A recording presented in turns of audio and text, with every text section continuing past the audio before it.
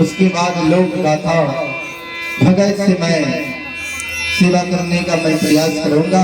उससे पहले एक बार आप लोग माँ भगवती, बाबा धर्मराज का नाम का, बाबा बेनी का नाम का जोरदार जयकारा दोनों हाथ ऊपर उठा करके लगावे, जिससे गाने वालों का हौसला बढ़ा रहे और सुनने वालों का हौसला बढ़ा रहेगा। बोलो बोलो माता भगवती महारानी की, श्री दाता धर्मराज की, महारुद्र बजरंग बली की, बाबा बेनी पंजियार की, सद्गुरुदेव महाराज की, उमापति महादेव की।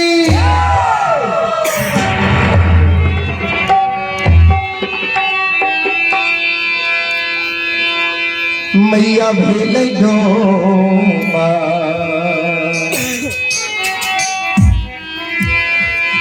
रिके हो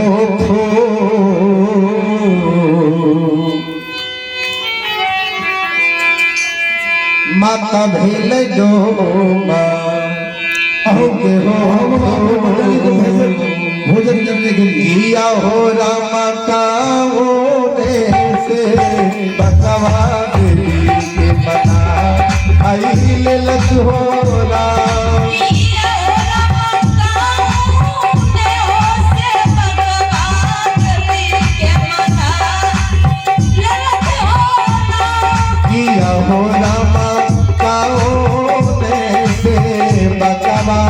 माता के मना आई लखोरा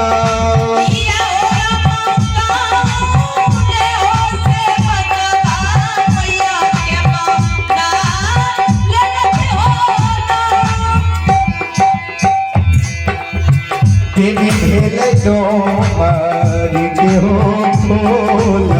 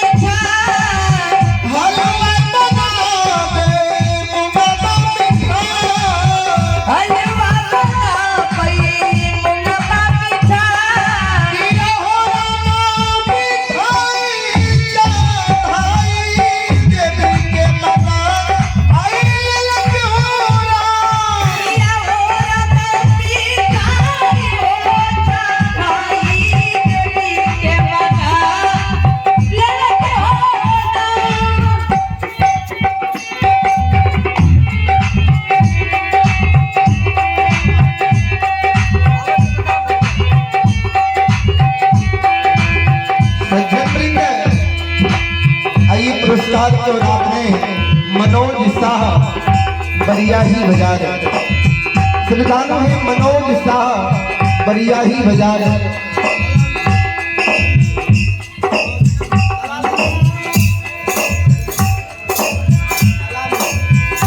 बरियाही बाजार कलाली चौक से हमारी मंडली की आशीर्वाद स्वरूप है बड़ी उदारी दिल से ₹51 का आशीर्वाद भेजे हैं। गुरुजनों के चरणों में मैं पूरे मंडली कोटि कोटि नमन करता हूँ और आशीर्वाद चाहता हूँ। भगवान श्रद्धालुओं की मनोकामना को पूर्ण करे। माँ सरस्वती परिवार में बाल बच्चे को सद्बुद्धि सद्ज्ञान से भोले बाबा भंडारी भंडार को भरे रखे। और आइए आप में रजनीश कुमार, अमित कुमार, कारी मतोष, ये बरियाही निवासी, आपने बरियाही बस्ती निवासी श्रद्धालुओं की ओर से हमारे मंडली के लिए सारभा के साथ शानदार बड़ी उदारी दिन से जनवृंद ₹21 का पुरस्कार आए हैं। भगवान सभी श्रद्धालुओं की मनोकामना को पूर्ण करे। माँ सरस्वती परिवार में बाल बच्चे को सद्बुद्धि सद्ज्ञान दे। भोले बाबा भंडारी भंडार को भरे रखे। जय हो धानी श्रद्धालुओं की जय हो, आपके समस्त परिवार की जय हो।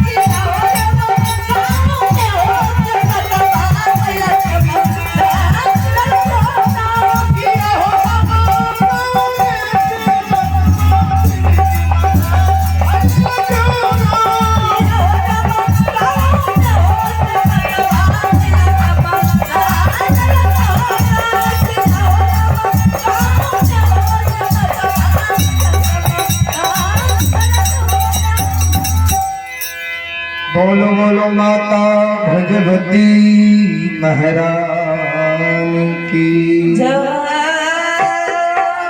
सज्जन वृंद, आइए पुरस्कार की ओर आप हैं।